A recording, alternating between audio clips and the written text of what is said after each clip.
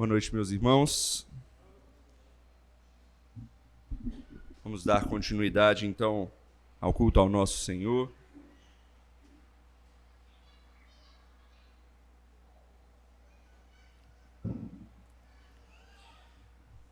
Semana passada iniciamos pregação sequencial no livro de Esther.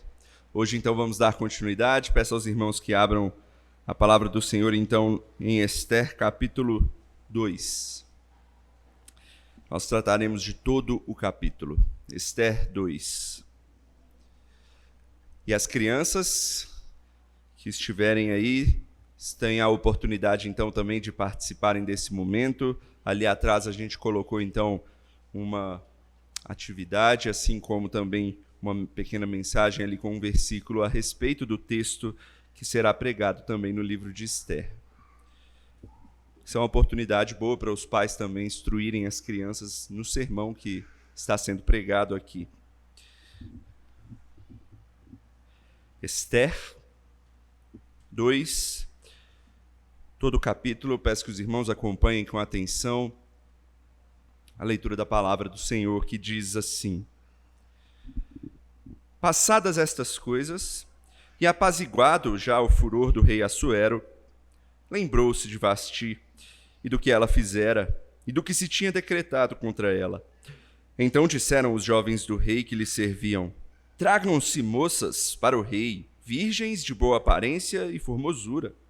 Ponha o rei comissários em todas as províncias do reino, que reúnam todas as moças virgens de boa aparência e formosura, na cidadela de Suzã, na casa das mulheres, sob as vistas de Hegai, eunuco do rei, guarda das mulheres, e deem-se-lhes os seus ungüentos. A moça que cair no agrado do rei, essa reine em lugar de Vasti. Com isto concordou o rei, e assim se fez. Ora, na cidadela de Suzã havia certo homem judeu, benjamita, chamado Mordecai, filho de Jair, filho de Simei, filho de Quis, que fora transportado de Jerusalém com os exilados que foram deportados com Jeconias, rei de Judá, a quem Nabucodonosor, rei da Babilônia, havia transportado. Ele criara a Hadassa, que é Esther, filha do seu tio, a qual não tinha pai nem mãe, e era jovem, bela e de boa aparência e formosura. Tendo-lhe morrido o pai e a mãe, Mordecai a tomara por filha. Em se divulgando, pois, o mandado do rei e a sua lei, ao serem ajuntadas muitas moças na cidadela de Suzã, sob as vistas de Hegai, levaram também Esther à casa do rei, sob os cuidados de Hegai, guarda das mulheres. A moça lhe pareceu formosa e alcançou favor perante ele, pelo que se apressou em dar-lhe os ungüentos e os devidos alimentos, como também 7 jovens escolhidas da casa do rei, e a fez passar com as suas jovens para os melhores aposentos da casa das mulheres. Esther não havia declarado o seu povo, nem a sua linhagem, pois Mordecai lhe ordenara que não a declarasse. Passeava Mordecai todos os dias diante do átrio da casa das mulheres, para se informar de como passava Esther e do que lhe sucederia. Em chegando o prazo de cada moça vir ao rei Assuero, depois de tratada segundo as prescrições para as mulheres, por 12 meses, porque assim se cumpriam os dias de seu embelezamento, 6 meses com óleo de mirra, 6 meses com especiarias e com os perfumes e ungüentos em uso entre as mulheres, então é que vinha a jovem ao rei.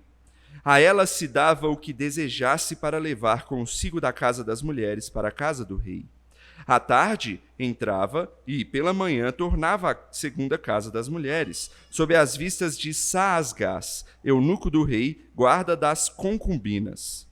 Não tornava mais ao rei, salvo se o rei a desejasse e ela fosse chamada pelo nome. Esther, filha de Abiail, tio de Mordecai, que a tomara por filha, quando lhe chegou a vez de ir ao rei, nada pediu além do que disse Hegai, eunuco do rei, guarda das mulheres. E Esther alcançou o favor de todos quantos haviam. Assim foi levada Esther ao rei Assuero, à casa real, no 10º mês, que é o mês de Tebete, no 7º ano do seu reinado. O rei amou a Esther mais do que a todas as mulheres, e ela alcançou perante ele favor e benevolência mais do que todas as virgens. O rei pôs-lhe na cabeça a coroa real e a fez rainha em lugar de Vasti. Então o rei deu um grande banquete a todos os seus príncipes e aos seus servos. Era o banquete de Ester. Concedeu alívio às províncias e fez presente segundo a generosidade real. Quando pela segunda vez se reuniram as virgens, Mordecai estava assentado à porta do rei. Ester não havia declarado ainda a sua linhagem e o seu povo como Mordecai lhe ordenara, porque Ester cumpria o mandado de Mordecai quando como a criava. Naqueles dias, estando Mordecai sentado à porta do rei, 2 eunucos do rei, dos guardas da porta, Bigtã e Teres, sobremodo se indignaram e tramaram atentar contra o rei Assuero. Veio isso ao conhecimento de Mordecai, que o revelou à rainha Ester. E Ester disse ao rei em nome de Mordecai. Investigou-se o caso e era fato, e ambos foram pendurados numa forca.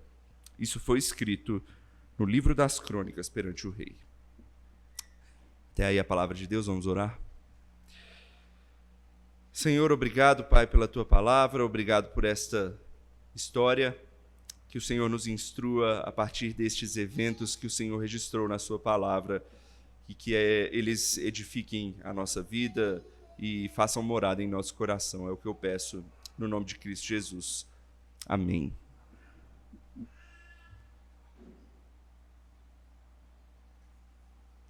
Uma das grandes histórias de todos os tempos é a conhecida coletânea de contos árabes chamados As Mil e Uma Noites.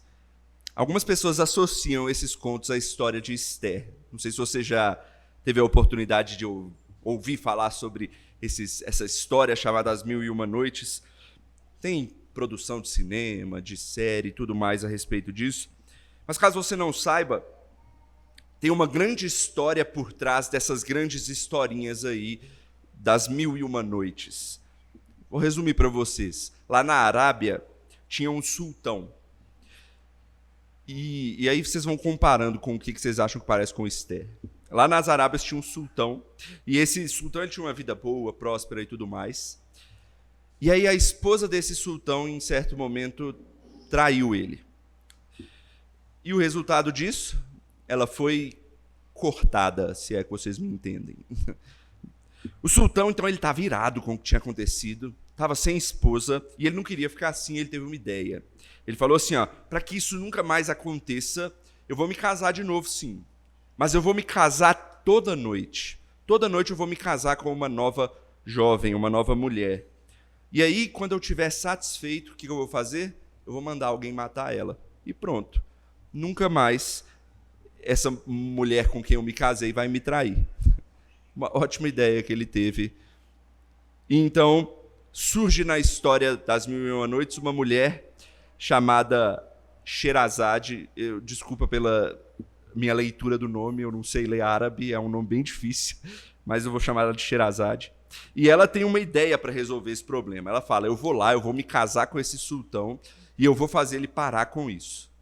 E eu vou contar umas histórias para ele, e é assim que eu vou fazer ele parar.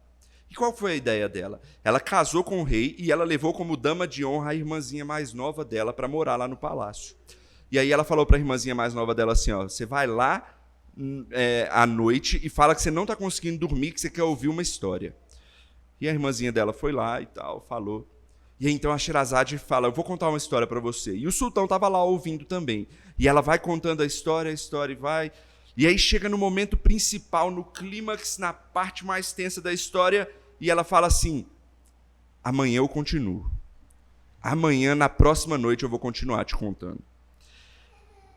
E aí, tanto a irmãzinha, como também o próprio sultão que eu vi na história, fala, opa, eu quero ouvir o resto da história. A história está mó interessante. Então, o sultão pensou assim, eu não vou matar ela agora então não. Então, vou deixar para a próxima noite, porque eu quero ouvir o resto da história. E aí, na noite seguinte, a Sherazade faz o quê? A mesma coisa. Ela continua a história, só que na nova história que ela continua, ela para no clímax da história. E assim, então, ela vai fazendo por 1001 noites. É assim que se dá então, os contos das Mil e Uma Noites. A história de Esther, ela tem certas semelhanças com as Mil e Uma Noites, né? Um rei, seu casamento frustrado, uma ideia absurdamente pecaminosa e que envolve abuso de jovens moças inocentes, e uma moça envolvida na situação como instrumento de salvação de todo um povo. Mas para mim a maior semelhança, a semelhança que eu quero que você enfatize aqui nessa noite, é que quando se falam das histórias das Mil e Uma Noites, as pessoas tratam mais das pequenas histórias. Por exemplo, você já deve ter ouvido falar de Ali Babá e os 40 ladrões, Aladim e tudo mais. Pouca gente conhece a grande história que está por trás das Mil e Uma Noites. E em Esther acontece algo semelhante a isso. A gente fica vidrado lá na trama da Pérsia, lá na trama de Esther. E a gente esquece que Esther é Hadassa. Ou seja, ela é uma judia. E a própria Esther, na verdade, esquece disso também.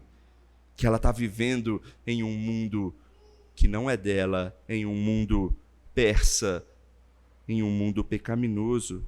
E a partir disso eu quero que nós entendamos nessa noite como nós também devemos viver de uma maneira que a gente não pode esquecer quem a gente é, mesmo sabendo que a gente vive em um mundo pecaminoso, em uma Pérsia dos nossos tempos.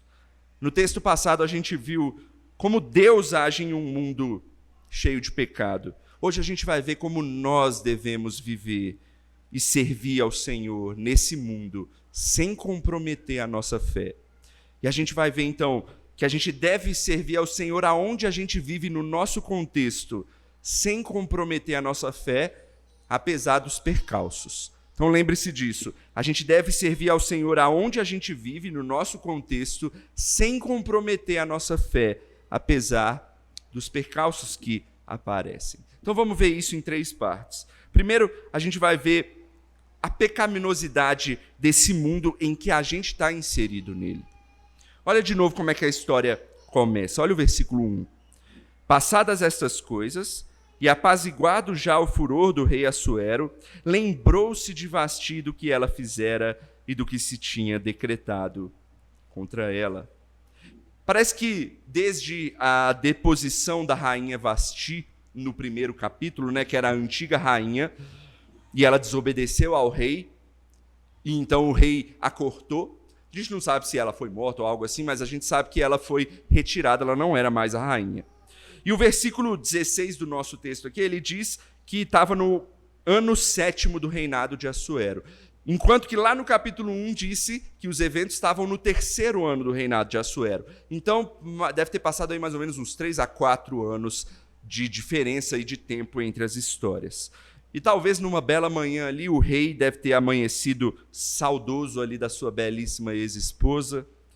Mas uma coisa importante no livro de Esther, a gente vai ver isso mais para frente, os decretos dos reis persas, eles eram irrevogáveis. Ou seja, por mais que Assuero ele estava com saudade da rainha Vasti, ele não podia voltar atrás no decreto dele. Ele não podia ter ela como rainha de volta. Então, os jovens do rei, o texto diz, eles têm uma ideia. Qual é a ideia dos jovens? Rei, vamos realizar uma espécie de competição. Vamos fazer assim, ó, a gente vai enviar gente para todo o reino para buscar as jovens virgens mais bonitas, mais formosas do reino, e a gente vai trazer para o Senhor. E aí, a que for mais formosa para o Senhor, a que o Senhor mais gostar, ela se torna rainha. Essa é a ideia, essa é a competição que eles querem fazer. Veja que, qual era o critério? Deveriam ser virgens de boa aparência e formosura. Não importava muito se a moça era legal, se era chata, se ela tinha um bom papo, se a família era gente boa. Não, bastava ser bela. E por que só bastava isso? E aqui, meus irmãos, vai uma das coisas mais tenebrosas desse livro e que às vezes a gente nem se atenta para isso.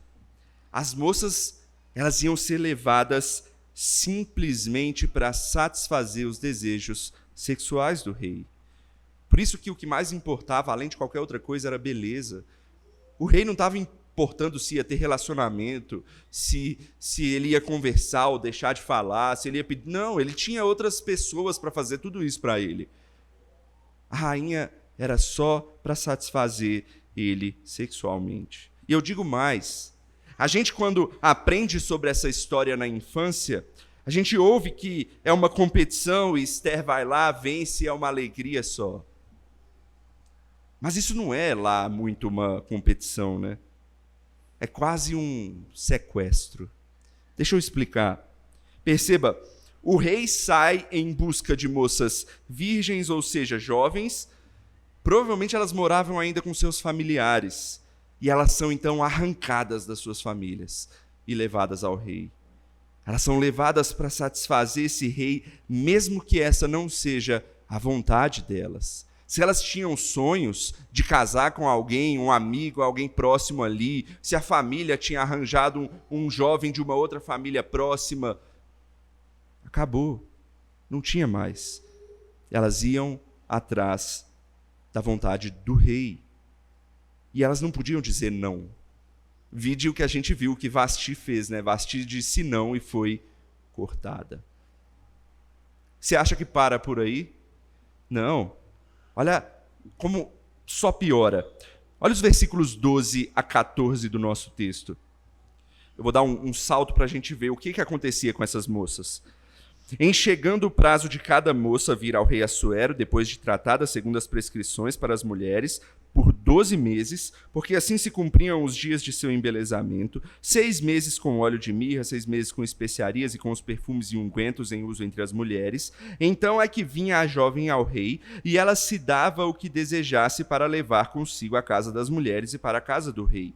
Se atente ao 14. À tarde entrava e pela manhã tornava à segunda casa das mulheres, sob as vistas de Saasgás, eunuco do rei, guarda das concubinas. Não tornava mais ao rei, salvo se o rei a desejasse e ela fosse chamada pelo nome. Veja essa competição. Essas meninas, elas até vão viver no luxo por esse tempo aí, comendo boa comida do rei, ficando mais belas, usando creminho, unguento, passando perfume e tudo mais. Elas até poderiam gostar no início. Algumas deveriam ser de famílias extremamente pobres e estariam agora numa vida onde elas não tinham faltando comida nem nada disso. Conforto é o que teria. Mas a que preço? Tem um comentarista chamado John Goldingay que ele diz assim: elas são vítimas. São inúmeras garotas que têm a sua primeira experiência sexual na cama desse homem mais velho e então são despejadas em seu harém, como mulheres na condição de esposas secundárias. Veja que o texto diz que elas se tornam agora concubinas, que todavia nunca mais serão vistas, a não ser que o rei as convide e se lembre delas, porque eram muitas. E talvez elas jamais gerariam sequer descendência. Esse era o restante da vida dessas mulheres. Esther deu tudo bem, mas pensa em todas as outras meninas. Pensa em todas as outras moças que foram levadas ao rei. A situação da vida delas. Olha que nível chega a perversidade humana simplesmente para que o rei pudesse se satisfazer, fazer uma competição. E sabe, esse é o mundo que a gente vive também. Por mais que a gente não tenha um rei que faça uma loucura dessa, mas é só você ligar o jornal que jorram notícias parecidas com essas coisas aqui. Abusos de mulheres, de menores, mortes, assassinatos, promiscuidade, às vezes até coisas que a gente, se falar, tem até pesadelo de noite. Então a primeira coisa para a gente aprender, nós estamos inseridos nesse mundo. A gente vive na Pérsia também, na Pérsia dos nossos tempos. É entender que a gente vive num mundo cheio de pecado. A gente convive no meio dessas coisas. A gente não pode esperar perfeição de um mundo que não é perfeito. Não espere bondade, benevolência de um mundo mau. A nossa esperança, a sua esperança, meu irmão, não está nesse mundo. Não pertence a nada desse mundo aqui. A nossa esperança, a gente aguarda, ela vem de fora. E ela mexe conosco por dentro. Notícia ruim é essa de como esse mundo é e de como a gente está nele.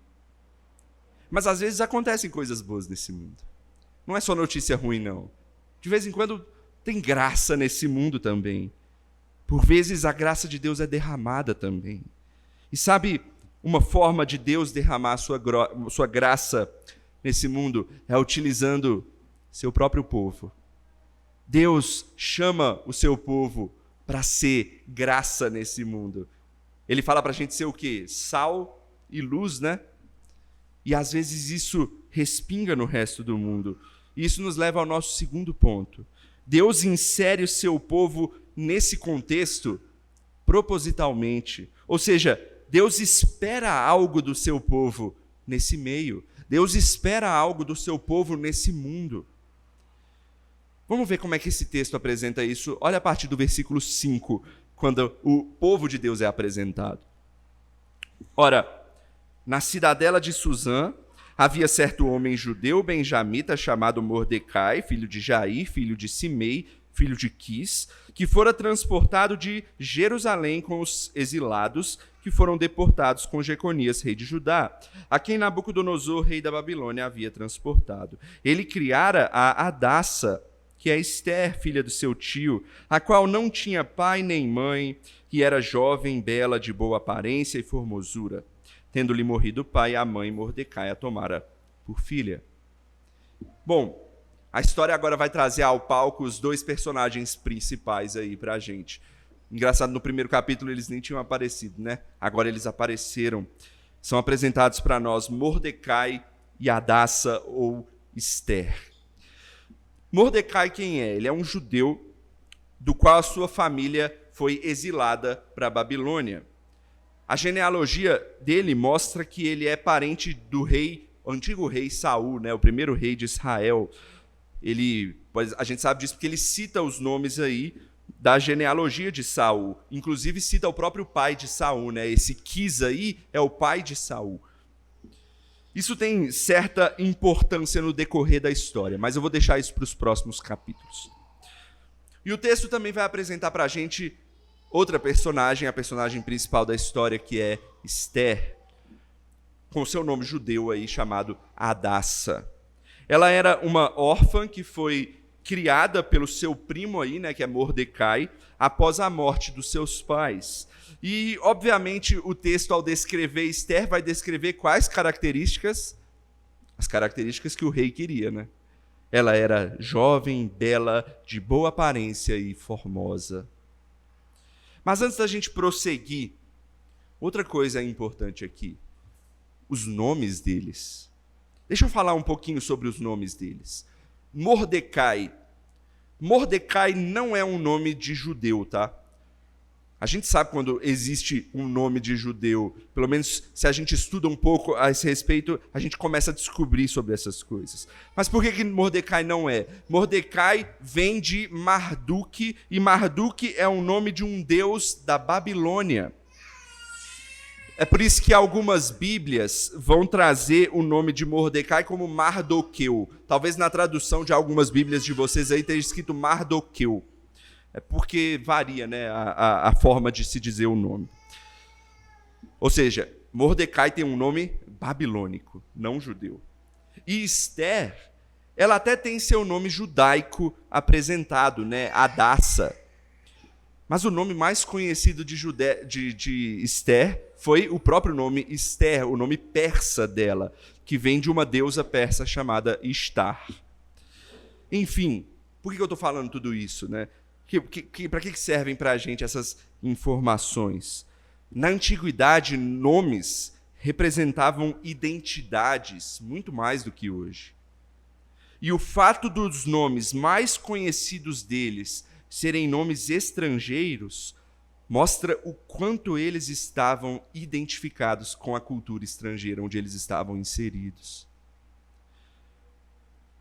Isso vai fazer muita diferença para o que a gente vai ver agora. Vamos continuar o resto da história que você vai entender. Versículo 8. Em se divulgando, pois, o mandado do rei e a sua lei, ao serem ajuntadas muitas moças na cidadela de Susã, sob as vistas de Hegai, levaram também Ester à casa do rei, e sob os cuidados de Hegai, guarda das mulheres. A moça lhe pareceu formosa e alcançou favor perante ele, pelo que se apressou em dar-lhe os ungüentos e os devidos alimentos, como também 7 jovens escolhidas da casa do rei, e a fez passar com as suas jovens para os melhores aposentos da casa das mulheres. Ester não havia declarado o seu povo, nem a sua linhagem, pois Mordecai lhe ordenara que não o declarasse. Passeava Mordecai todos os dias diante do átrio da casa das mulheres, para se informar como passeava Ester e do que lhe sucederia. Normalmente, quando a gente lê essa história, a gente pensa assim, vê se quando você aprendeu essa história, você aprendeu dessa forma. Deus é um Deus providente e bondoso. Olha o que ele fez. Ele colocou Ester ali, no lugar certo, e logo Deus fez com que ela se tornasse a preferida do servo do rei. E então ele preparou o caminho para ela de forma favorável, para que ela pudesse ser escolhida e então se tornasse rainha e daí para frente então salvasse o povo de Deus. Olha como Deus é bondoso e providente e soberano sobre o seu povo. Foi assim que você aprendeu quando você aprendeu a história de Ester? A maioria das vezes que eu escutei essa história, nessa parte, eu escutei isso. Mas será que é assim mesmo?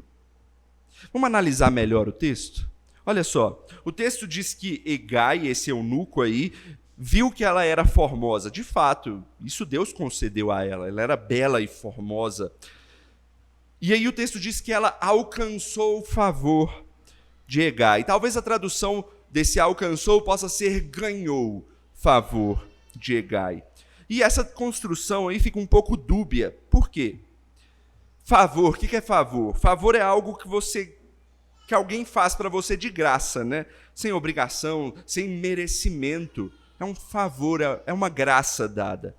Mas o texto diz que ela ganhou, que ela alcançou esse favor, dando a entender que ela fez alguma coisa para conseguir isso. E o verso 15 ainda deixa isso mais claro. E ainda quando ela encontra com o rei, repete mais uma vez a mesma coisa sobre esse favor que ela alcançou. Ela alcançou o favor de várias pessoas do local e também de quando ela chegou no rei. O que eu estou querendo dizer com isso? Parece que Ester, ela não era uma jovenzinha ingênua, não. Ela era bela e formosa e aparentemente ela soube usar isso a seu favor. Muito provavelmente ela soube usar da sua beleza e formosura para seduzir aqueles a quem ela sabia que precisava para vencer a competição. E veja uma segunda coisa. Parece que Ester ela não abriu mão de nada que estava à sua disposição ali para ser usado para vencer. O texto diz que logo ela já começou a se beneficiar dos ungüentos, dos perfumes do rei e também de se alimentar dos alimentos do reino e tudo mais. E o texto não diz absolutamente nada de que ela estranha nada daquilo. Ela simplesmente foi lá, usou, opa, está à minha disposição, vou usar e vou ganhar. E aí eu quero mostrar para vocês uma comparação. Logo me vem à mente a comparação com outro personagem bíblico que estava numa situação muito parecida. Quem estava no culto ontem lá na casa do Luiz e da Val vai lembrar do texto de Daniel. Eu propositalmente falei sobre ele lá. E propositalmente eu também coloquei para a gente ler ele hoje aqui durante o culto, Daniel capítulo 1.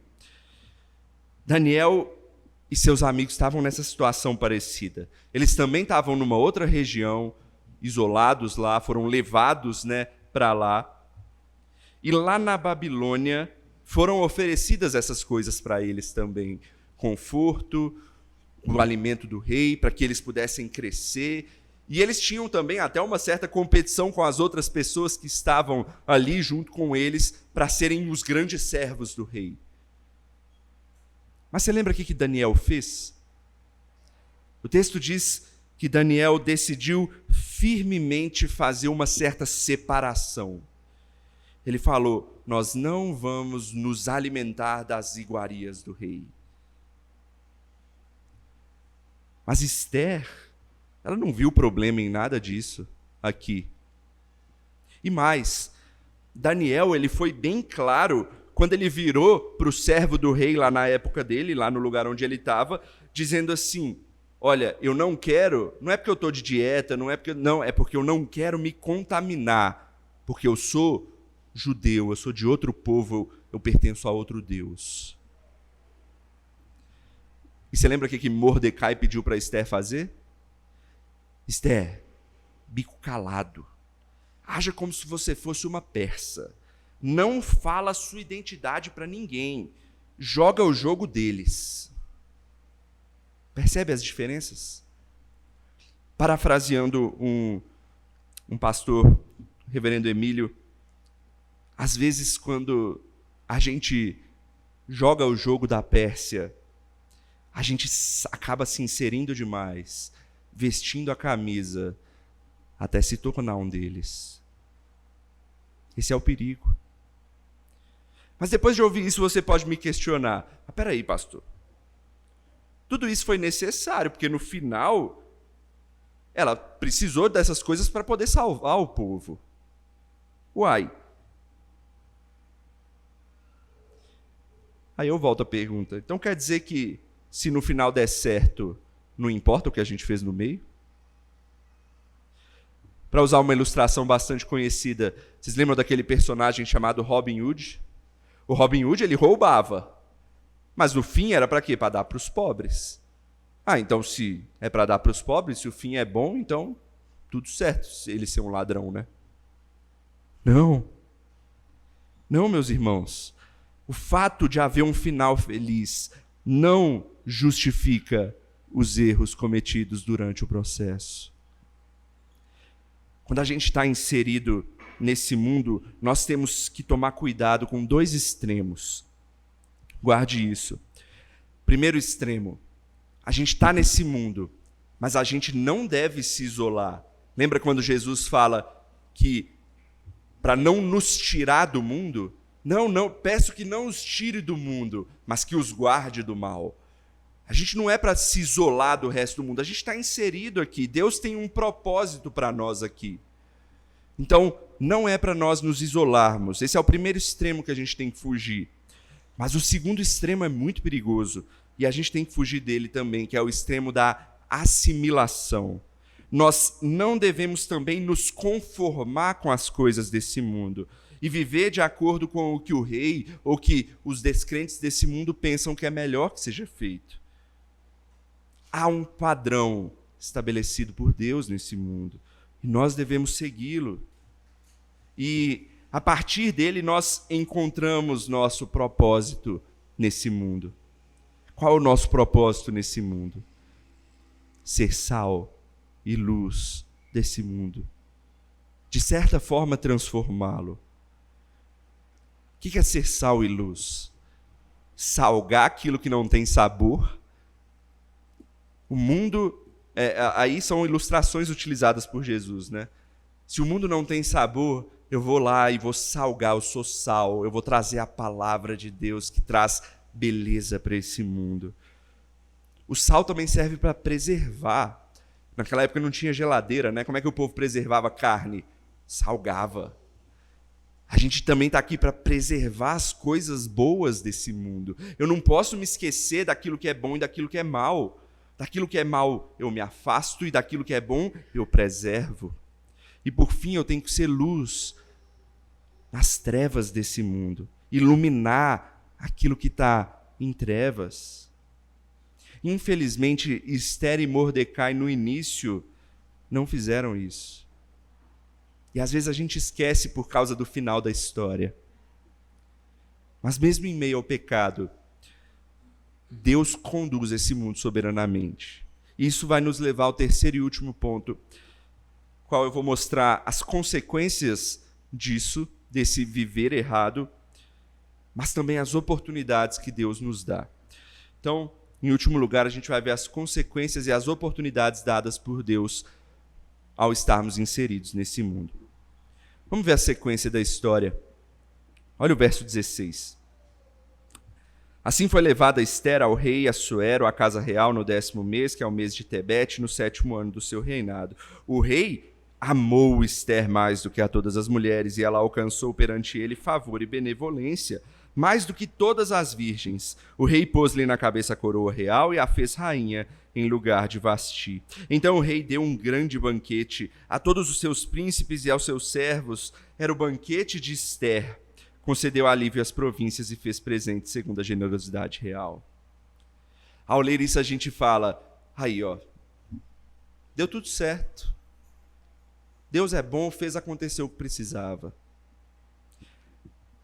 Meus irmãos, aqui a gente tem a consequência do pecado. E deixa eu explicar para vocês a consequência do pecado, porque ele está colorido aqui desse luxo real persa aqui e das coisas aparentemente boas que o rei faz durante o casamento. Veja só, uma jovem judia que nega a sua fé, porque certamente se esconder era viver como se não fosse. Mais uma vez, eu até lembro de Daniel. Daniel e seus amigos, eles, por exemplo, não se esconderam. Por mais que às vezes eles não se mostrassem na frente de todo mundo, eles faziam. Na casa deles, eles se revelavam e se precisasse falava. Tanto que gerou fornalha e cova dos leões para eles. Ester não. Ester se escondeu. Segundo, ela também acaba de se casar com um pagão incircunciso, né? E foi virtualmente cortada da comunidade da fé. Ela agora era uma persa, casada com um persa, continuando fingindo não ser uma filha de Deus, do Deus vivo e verdadeiro da qual ela era. Ester acaba então de se colocar numa situação extremamente perigosa. Uma vida longe de Deus e pior, no conforto e no luxo, o que é perfeito para você continuar longe de Deus. Quando você está longe de Deus e num lugar que você considera bom, confortável para você, você vai virar e vai dizer, eu não preciso de Deus. É por isso que muito missionário hoje em dia que está em países ricos, né, falam que é muito mais difícil pregar o evangelho nesses locais do que se pregar num país pobre. Por quê? Porque o povo que está num país rico e não tem Deus fala, para que eu preciso de Deus se eu já tenho tudo que eu quero? Eu já tenho meu dinheiro, já tenho meu bom salário. Então, meus irmãos, conforto longe de Deus é mais perigoso ainda. E Ester se colocou nessa situação de perigo. E a gente precisa refletir sobre isso. Porque às vezes a gente escolhe cair nesse perigo com um sorriso no rosto também. A gente não se importa muitas vezes que nós ou os nossos filhos suprimam a fé deles a fim de que eles permaneçam em locais que os levem à prosperidade. Por exemplo, se eu trabalho em um local que faz mal para a minha fé, mas eu tenho um bom salário, então tudo bem. Eu deixo para lá. Se para fazer parte de um grupo de amigos eu preciso esconder a minha fé, então tudo bem. Preciso ficar com esses meus amigos. Ou então, o que tem acontecido muito atualmente, se meu filho ganha uma oportunidade, sei lá, de ir para o exterior, de ir para uma faculdade em outro local, longe de influências boas da fé, os pais dizem, tudo bem, será melhor para que ele tenha uma vida próspera.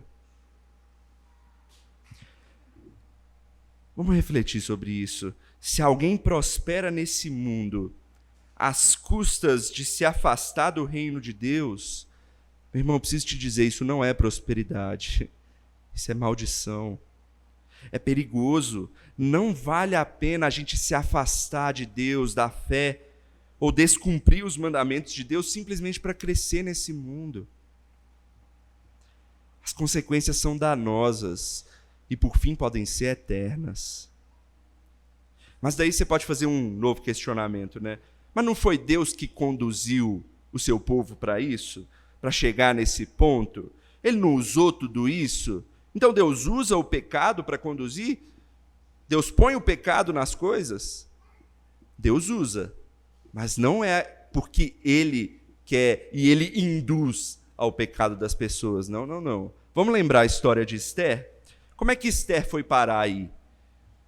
A gente leu hoje, né? Como é que Mordecai e Esther chegaram lá. Foi por causa do exílio.